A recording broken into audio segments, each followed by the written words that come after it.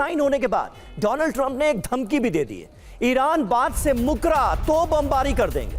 आप इसे धमकी कहें या चाहे जो कह लें, अगर ईरान डील से पीछे हटा तो अमेरिका बमबारी कर देगा, यह कहा है डोनाल्ड ट्रंप ने। सोचिए, एक तरफ तमाम तरह की बातें कहकर डील पर साइन किया जा रहा है और दूसरी तरफ धमकाया भी जा रहा है कि अगर डील से पीछे हटे तो बमबारी कर देंगे। और आइए अब आपको बताते हैं कि वर्साई पैलेस में हुई डील का ऐतिहासिक महत्व क्या है। 1919 की याद क्यों आ रही है? 1919 में क्या हुआ था ऐसा? प्रथम विश्व युद्ध औपचारिक रूप से खत्म हुआ था। जर्मनी को युद्ध के लिए दोषी ठहराया गया। जर्मनी पर युद्ध का हर्जाना ठोका गया। संयुक्त राष्ट्र संघ की इसी के बाद स्थापना हुई। 2026 में यानी अब क्या हुआ है? ईरान और अमेरिका की जंग खत्म हुई। ट्रंप ने जंग खत्म करने की डील पर हस्ताक्षर किए, साइन किए, एमओयू पर। ईरान को क्षतिपूर्ति के लिए 300 अरब डॉलर दिए जाएंगे, यह कहा गया है इस एमओयू।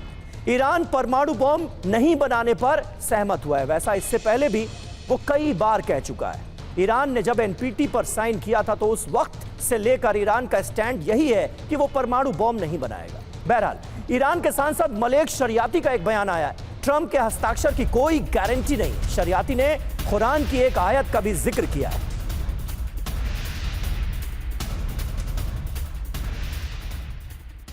और वहीं एमओयू पर कालीबाफ, जो कि ईरानी संसद के स्पीकर हैं, वो भी एक चौंकाने वाला बयान दे रहे हैं। कह रहे हैं कि अमेरिका वादा नहीं निभाएगा तो तेहरान भी इस एमओयू का पालन नहीं करेगा। हॉर्मुज और लेबनान दोनों एमओयू का हिस्सा है। देखिए, बार बार लेबनान की याद दिलाई जा रही है। वो लेबनान जहां हमले करने से अभी भी इजराइल बाज नहीं आ रहा।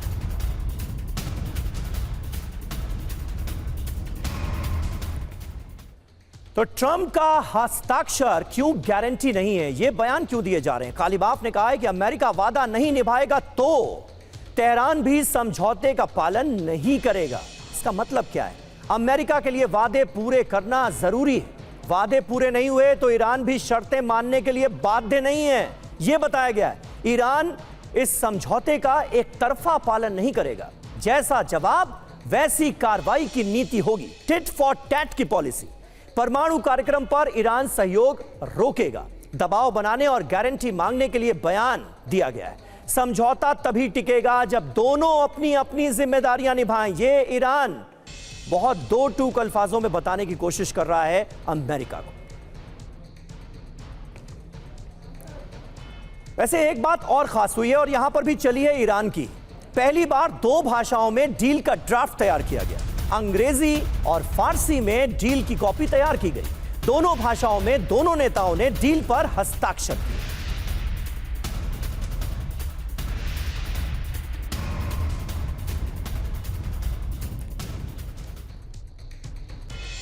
तो अब ऐसा क्यों हुआ? 2 भाषाओं में, 2 लैंग्वेजेस में अमेरिका और ईरान की यह डील क्यों तैयार की गई? इसकी इनसाइड स्टोरी आपके सामने अब रखने जा रहे हैं। अंग्रेजी और फारसी भाषाओं में डील की कॉपी पर हस्ताक्षर किए गए।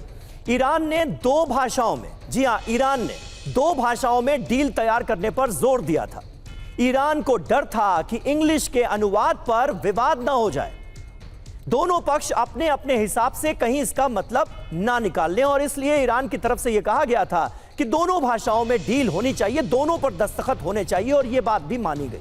अंग्रेजी और फारसी दोनों भाषाओं में होने से अब कहीं कोई विवाद नहीं है। जो है वो साफ साफ लिखा है, ब्लैक एंड व्हाइट में, दोनों भाषाओं में। ईरान ने सावधानी क्यों बरती?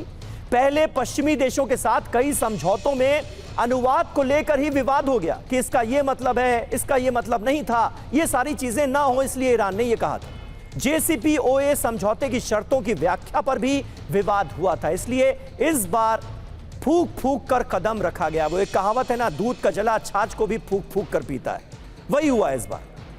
आगे बढ़ते हैं। ट्रंप और नेतन्याहू के बीच टकराव और ज्यादा बढ़ गया है। इजराइल पर राष्ट्रपति ट्रंप का बयान आया है, हम बड़े पार्टनर, वो बहुत छोटा पार्टनर।